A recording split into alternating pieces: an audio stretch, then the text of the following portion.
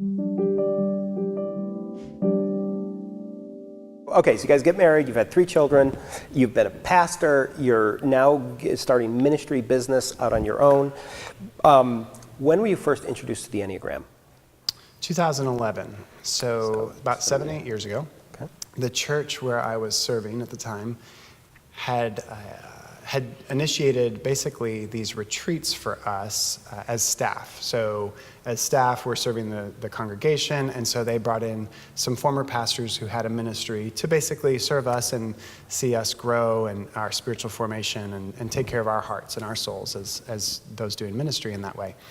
And at one of the retreats, they introduced the Enneagram, and it was something I gravitated to very quickly because as I learned about it, learned about my style, Enneagram 3 is my core style, it resonated so much with what was happening in my life in that season and the previous years, and I just saw this potential and really just began to learn more about it.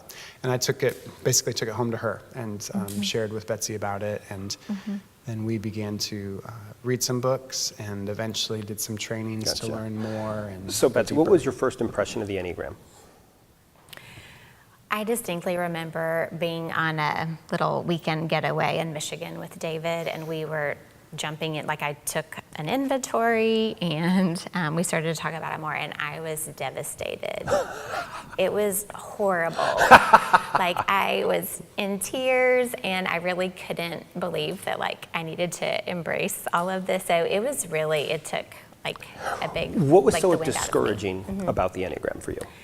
Well, at that time, I actually thought that I was a different number. I kind of was misidentified for about 4 years. So I thought that my core was a 1. And so at that time in my life, there was a lot of stress, like circumstantially, with our family. And I was homeschooling and had a toddler. And like, I just couldn't be good enough at all, like everything that I was trying to do. And so it just was really, it's challenging. So I would say that was my first introduction. And then as we really got into it more and I started to take a deeper dive, like I realized like, okay, actually I am more of a core 6.